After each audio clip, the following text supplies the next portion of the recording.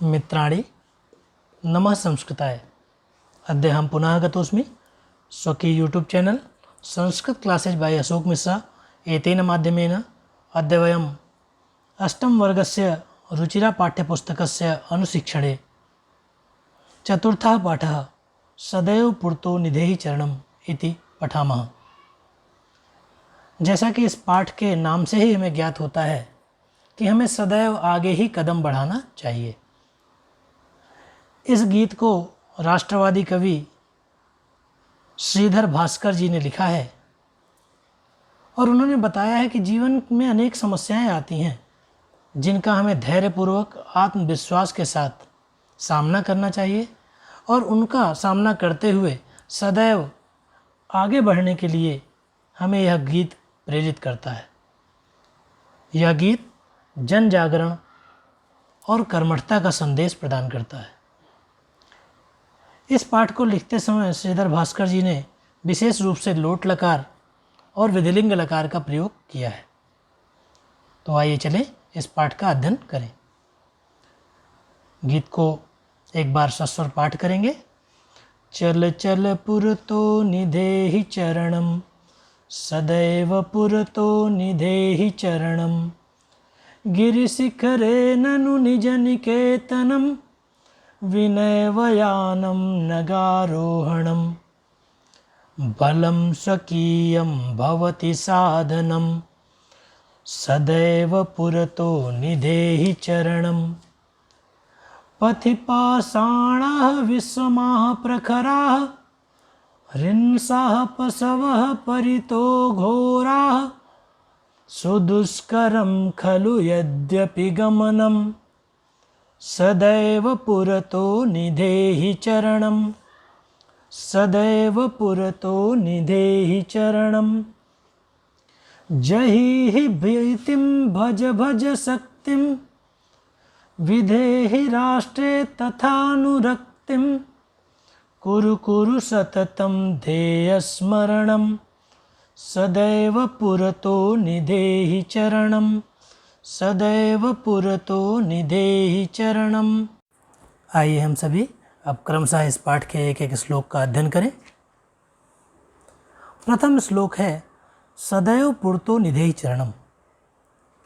चलो चलो कदम को आगे बढ़ाते चलो, अर्थात सदैव आगे की ओर ही कदम बढ़ाओ।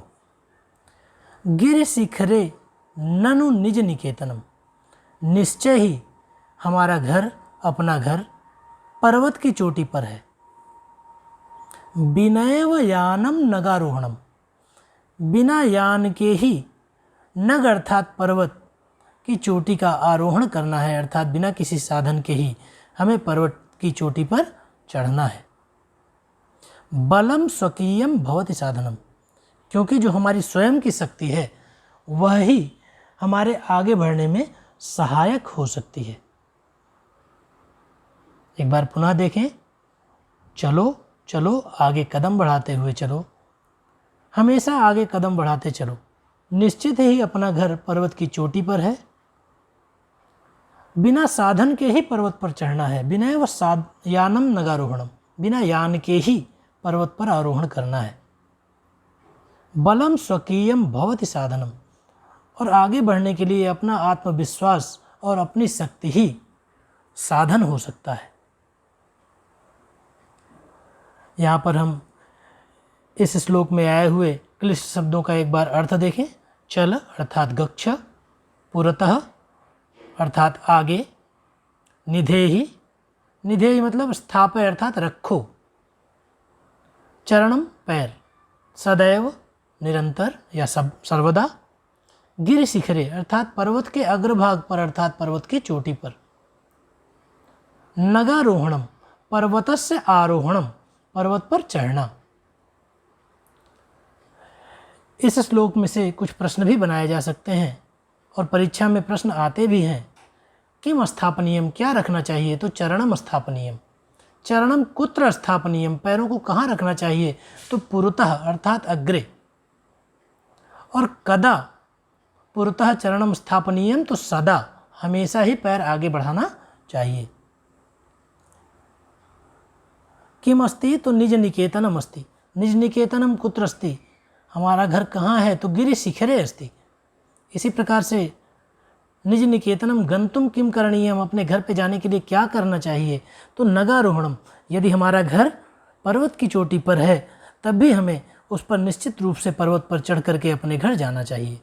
नगारोहणम कथम करणीयम, तो यानम बिना एव नगारोहणम, बिना किसी साधन के ही पर्वत पर चढ़ना चाहिए, अपना बल ही साधन होता है। किम भवति, तो बलम भवति, बलम किम भवति, बलम साधनम भवति, बल ही साधन है। कीदृशम बलम साधनम भवति, स्वकीयम बलम, अपना बल ही किसी कार्य को पूर्ण करने के लिए साधन हो सकता है, ऐसा इस श्लोक में बताया गया है। आइए अगला श्लोक देखें। पथि पाषाणाः विषमाः प्रखराः हृंसः पशवः परितो घोराः सुदुष्करं खलु यद्यपि गमनं सदैव पुरतो निधेहि चरणम। अब यहाँ बताया कि पर्वत पर चढ़ेंगे तो मार्ग कैसा होगा, तो पथि पाषाणाः विषमाः प्रखराः, हमारे मार्ग में बहुत से टेढ़े मेढ़े और नुकीले पत्थर होंगे। विषम और प्रखर अर्थात नुकीले पाषाण होंगे।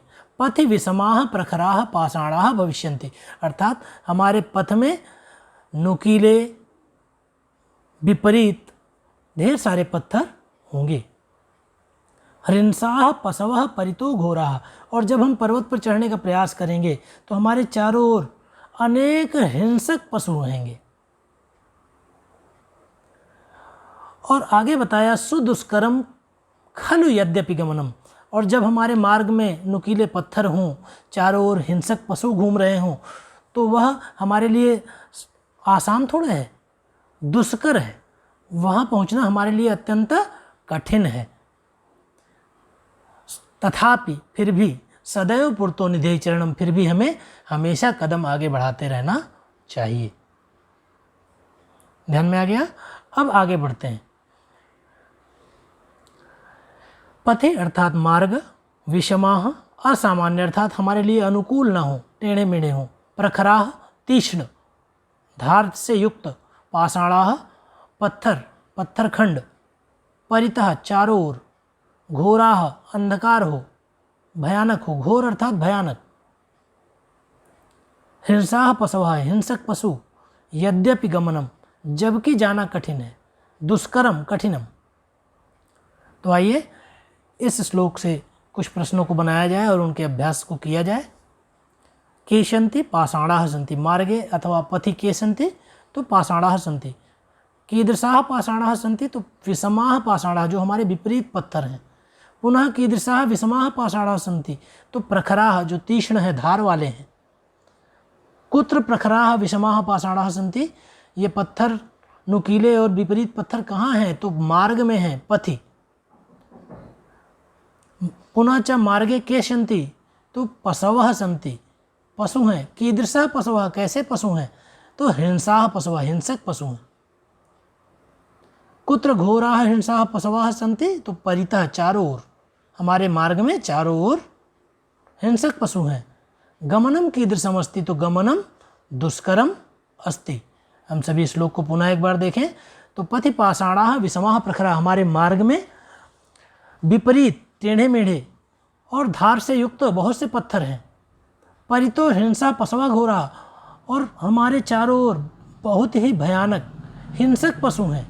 सुदुष्करम खलु यद्यपि गमनम, जबकि हमारा जाना कठिन है, फिर भी यद्यपि जाना कठिन है, तथापि फिर भी सदैव पुरतो निधेहि चरणम, हमेशा आगे की ओर ही कदम बढ़ाना चाहिए। आइए अगला श्लोक देखें। जहि भीतिम भज भज शक्तिम विधेहि राष्ट्रे तथानुरक्तिम कुरु कुरु सततम ध्येय स्मरणम सदैव पुरतो निधेहि चरणम। अब यहाँ बताया जहि भीतिम भज भज शक्तिम, अर्थात भय को त्याग दो और शक्ति का भजन करो, अर्थात शक्ति को याद करो। विधेहि राष्ट्रे सदानुरक्तिम, और अपने राष्ट्र के प्रति अपने अनुराग को बढ़ाओ। धारण करो। कुरु सततम ध्येय चिंतनम, और निरंतर अपने ध्येय का चिंतन करो, अर्थात अपने लक्ष्य का चिंतन करो। सदैव पुरतो निधेय चरणम, और कदम को आगे की ओर बढ़ाते रहना।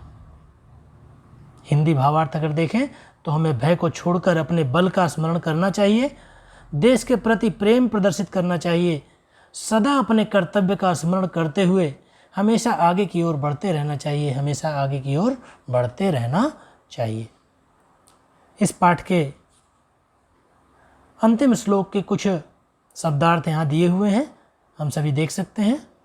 भीतिम, भयम अर्थात भय, जही अर्थात छोड़ दो। यहाँ जही शब्द मारे से है, लेकिन भय को मारना अर्थात भय को छोड़ देना। भज अर्थात स्मरण करो, तथा इस प्रकार का निश्चय करो। राष्ट्रे अर्थात देश, अनुरक्तिम अनुराग या श्रद्धा, विधेहि आगे की ओर बढ़ाओ, स्थापय रखो, राष्ट्र के प्रति जैसा बताया गया श्लोक में अनुरक्ति रखो। ध्येय स्मरणम कर्तव्य का स्मरण, कुरु अर्थात करो। आइए कुछ प्रश्न देखें। का हंतव्य, भीति हंतव्य, हमें भीति को मार देना चाहिए अर्थात छोड़ देना चाहिए। भीति हत्वा किम करणीयम, भीतिम हत्वा भजनीया। भीति यानी भय को समाप्त करने के बाद हमें याद करना चाहिए। क्या याद करना चाहिए, तो अगले प्रश्न में बताया शक्ति भजनीया, शक्ति को याद करना चाहिए। का करणीय, अनुरक्ति करणीय, देश के लिए क्या करनी चाहिए, अनुरक्ति अपनी प्रदर्शित करनी चाहिए, प्रेम प्रदर्शित करना चाहिए। किसके प्रति, तो यहाँ बताया राष्ट्र के प्रति। पुनः किम करणीयम, तो ध्येय का स्मरण करना चाहिए, हमारा जो लक्ष्य है उसका स्मरण करना चाहिए। और सततम ध्येय स्मरणम करणीयम, निरंतर हमें ध्येय का स्मरण करते रहना चाहिए। आइए हम सभी इस पाठ के अर्थ को समझ चुके हैं, शब्दार्थों को समझ चुके हैं। शब्दार्थों में यदि आप ध्यान से देखेंगे तो प्रत्येक शब्दार्थ के मध्य में आपको व्याकरणात्मक टिप्पणी दिखाई देगी, जो मैंने अभी सर्कल किया है। किस शब्द में व्याकरणात्मक दृष्टि क्या है, जैसे भीतिम शब्द में भीति शब्द इकारांत स्त्रीलिंग द्विवचन, ऐसे ही सभी शब्दों का वर्णन यहाँ व्याकरणात्मक टिप्पणी में दिया गया है। आइए हम सभी अब अभ्यास को देखें। पहले तो सर्वप्रथम पाठ का गायन करना है। प्रथम अभ्यास में हम पहले कर चुके हैं। स्वकीयम साधनम किम भवति, अपना साधन क्या होता है, तो स्वीयम बलम यानी अपना ही बल होता है। पथि के विषमाः प्रखराः, रास्ते में कौन से विषम और प्रखर हैं, तो पत्थर, रास्ते के पत्थर हमारे विपरीत और धारदार हैं। सत्यम किम करणीयम, तो ध्येय का स्मरण करना चाहिए। एतस्य गीतस्य रचयिता कह, तो श्रीधर भास्कर वर्णेकर महोदय इसके रचयिता हैं। सह कीदृशः कवि मन्यते, तो प्रारंभ में मैंने आपको बताया था कि ये एक राष्ट्र कवि हैं, राष्ट्रवादी कवि हैं। तीसरा अभ्यास देखें। मंजूषा से शब्दों को चुन करके हमें नीचे भरना है। त्वम विद्यालयम चल, त्वम मध्यम पुरुष एक वचन का शब्द है, तो उसके साथ चल मध्यम पुरुष एक वचन। राष्ट्रे अनुरक्तिम विधेहि, राष्ट्र के प्रति अनुरक्ति दिखाओ। मह्यम जलम देहि, मुझे जल दो या प्रदान करो। मूढ़ धनगम तृष्णा जही, मूर्ख को धनागम की तृष्णा छोड़ देनी चाहिए। भज गोविंदम, ईश्वर का भजन करना चाहिए। सत्यम ध्येय स्मरणम कुरु, हमेशा ध्येय का स्मरण करना चाहिए। आइए चौथा अभ्यास देखें। आम अथवा न, इसके पहले खंड में निज निकेतनम गिर शिखरे अस्ति आम, स्वकीयम बलम बाधकम, तो हमारा बल बाधक नहीं है इसलिए न हो जाएगा। इसी प्रकार पथि हिंसा पशवा न संति, मार्ग में हिंसक पशु नहीं है, तो पाठ के अनुसार यह गलत है। गमनम सुकरम अस्ति, जाना आसान है, नहीं ये गलत है, दुष्करम न हो जाएगा। सदैव अग्रे एव चलनीयम आम, हमेशा आगे ही चलना चाहिए। पुरतो निधेहि चरणम, वाक्य रचना के माध्यम से अर्थभेद करना है, तो परितः पुरतः नगः नागाह इत्यादि के वाक्य आप बना सकते हैं। उदाहरण के लिए मैं बोलता हूँ, परितः चारों ओर, ग्रामम परितः वृक्षाः सन्ति, गांव के चारों ओर वृक्ष हैं। मम पुरतः रमेशः अस्ति, नगर नगः पर्वत हिमालयः नगः पर्वतराजः अस्ति। हिमालय पर्वतों का राजा है। नगा नाम राजा। सर्प नागः शब्द है। नागः अर्थात सर्प होता है और नगः मतलब पर्वत होता है। आरोहणम चढ़ना। अस्माभिः पर्वत शिखरे आरोहणीयम। आरोहणम करणीयम। उतरना अवरोहणम। ध्वजारोहणम सायंकाले। ध्वज अवरोहणम सायंकाले करणीयम। ध्वज को शाम के समय उतार लेना चाहिए। विषमाः मार्गाः सन्ति। समाः मार्गाः भविष्यन्ति। वर्तमान में सभी मार्ग हमारे विषम हैं, खराब हैं, विषम हैं। भविष्य में सम हो जाएंगे क्योंकि निर्माण कार्य निरंतर चल रहा है। इस प्रकार से हम वाक्य बना सकते हैं। आइए पांचवा अभ्यास देखें। मंजूषा से अव्यय पदों को चुन करके रिक्त स्थानों में भरना है। मंजूषात अव्यय पदानि चित्वा रिक्त स्थानानि पूरयत। तो पहले में पुरतः, दूसरे में सत्यम एव जयते। भवान किम स्नानम कृतवान खलु। क्या आपने स्नान किया है। ये निश्चयवाचक है खलु शब्द। सह यथा चिंतयति तथा आचरति। वह जैसा सोचता है वैसा करता है। ग्रामम परितः वृक्षाः सन्ति। गांव के चारों ओर वृक्ष हैं। विद्याम बिना जीवनम वृथा। विद्या के बिना जीवन व्यर्थ है। सदा भगवंतम भज। सदा ईश्वर को याद करो। अगला है छठवां, विलोम पदानि योजयत। पुरतः स्वकीयम भीति अनुरक्ति गमनम। यदि इसको मिलाएं तो पुरतः का पृष्ठतः, पुरतः का क्षमा करेंगे, पुरतः का पृष्ठतः हो जाएगा, स्वकीयम का परकीयम हो जाएगा, भीति का साहसा हो जाएगा, अनुरक्ति का विरक्ति हो जाएगा और गमनम का आगमनम हो जाएगा। आगे हम सभी इसका उत्तर देख सकते हैं। यहाँ पर ये आपका उत्तर दिया गया है। पुरतः पृष्ठतः, स्वकीयम का परकीयम, भीति का साहसा, अनुरक्ति का विरक्ति और गमनम का आगमनम। सातवां अभ्यास देखें। खेलसी खादंती पिबामी हसतः।